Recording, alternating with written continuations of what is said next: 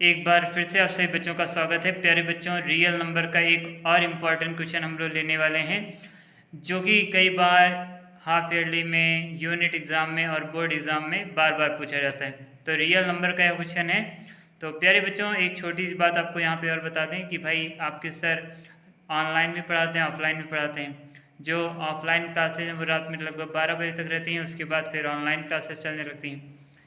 तो आज भाई साइकिल ख़राब हो गई, तो हमने पिताजी को फ़ोन किया कि पिताजी आइए, और साइकिल सही नहीं है, ले चलिए भाई, क्योंकि समस्या थी भाई।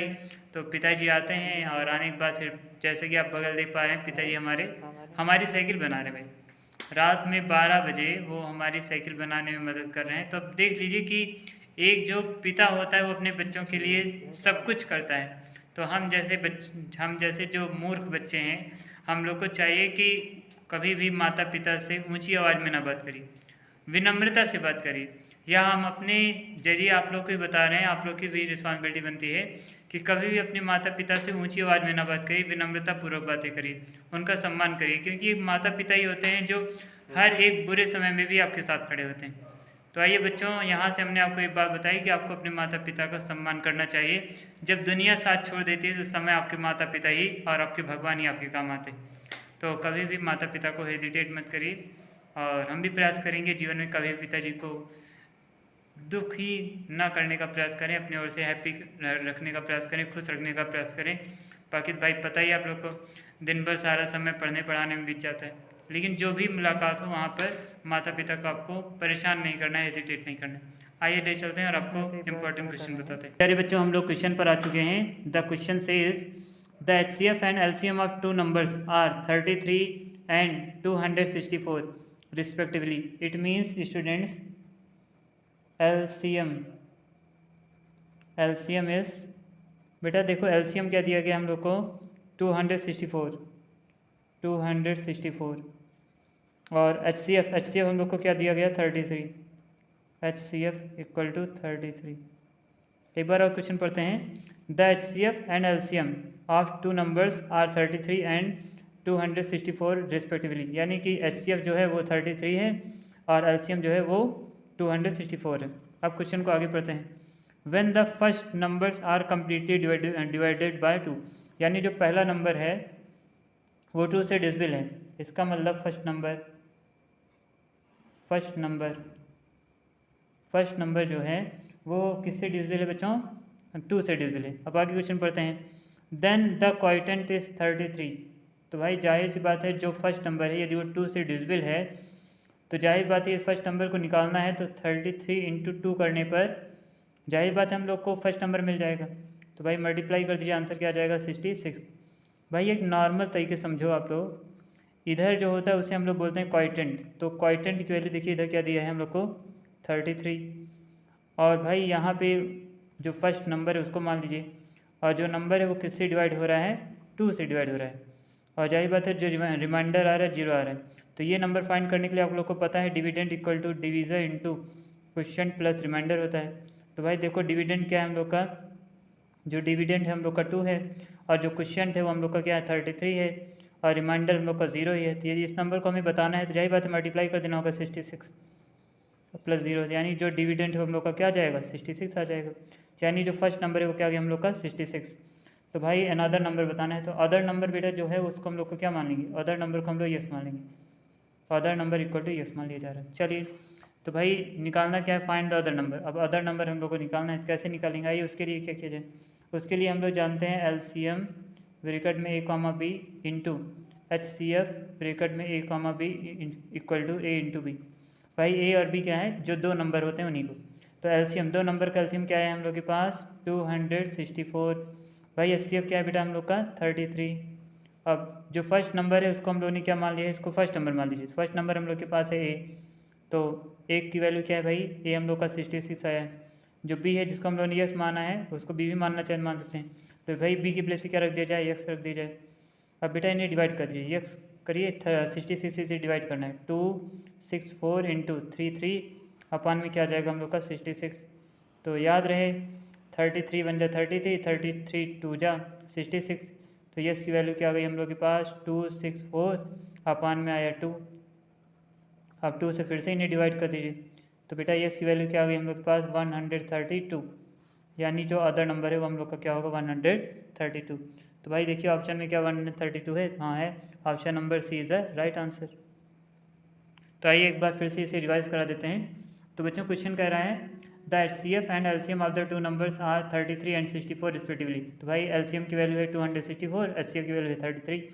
When the first number is completely divisible, यानी जो पहला नंबर है वो कम्प्लीटली किससे डिवाइड हो जा रहा है 2 से। तो यहाँ पे मान ले रहे हैं हम लोग बीच में कोई नंबर है x या कोई भी नंबर है जिसको हम लोग नंबर a मान रहे हैं, और वो किससे डिवाइड हो जा रहा है 2 से डिवाइड हो जा रहा है। 2 से डिवाइड होने के बाद क्वाड्रेंट क्या आ रहा है 2, कम्प्लीटली डिवाइड हो रहा है, इसका मतलब रिमाइंडर 0। तो फार्मूला होता है dividend equal to division into question plus remainder. Dividend की वैल्यू क्या है भाई, dividend equal to divisor, divisor की वैल्यू क्या है 2, क्वाड्रेंट की वैल्यू 33 प्लस रिमाइंडर 0 ही आ रहा है। इनको मल्टीप्लाई कर 66, रिमाइंडर 0 है तो कोई फिर पड़ेगा नहीं, यानी जो डिविडेंड है उसकी वैल्यू आ गई 66, यानी जो फर्स्ट नंबर है उसकी वैल्यू क्या है 66। अब अदर नंबर को हम लोगों ने यस मान लिया यानी बी मान लिया हम लोगों ने।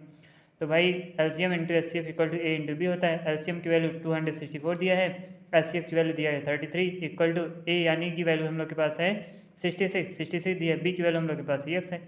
चलिए तो भाई अब इस नंबर को इससे डिवाइड कर दीजिए, यानी 264 इंटू 33 डिवाइडेड बाय 66 डिवाइड कर दिया गया इक्वल टू x। तो x की वैल्यू बेटा इसमें क्या हो गई हम लोग के पास 132 इक्वल टू x। यस हम लोग का ये आंसर। आई होप आपको बातें समझ में आई होगी।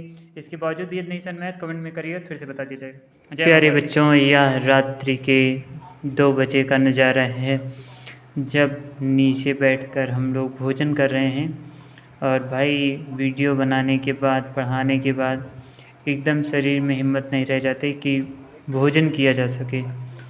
ऐसी स्थिति में माता जी ही साथ निभाती हैं, और माता जी देख रहे हैं आप जैसा कि माता जी ही भोजन करा रही हैं, और माता जी हमें डांट भी रही हैं कि वीडियो बनाने के चक्कर में ये पगलाए रहते हैं, और आप बच्चों को भी डांट रही हैं कि आप बच्चों को पढ़ाने के चक्कर में ये केवल पढ़ाते ही हैं, भोजन करते ही नहीं। तो भाई माता जी की डांट है, माता जी की डांट को भी हम लोग स्वीकार करते हैं, लेकिन कुछ भी हो माता जी की डांट में भी एक स्नेह झलकता है, एक प्रेम झलकता है।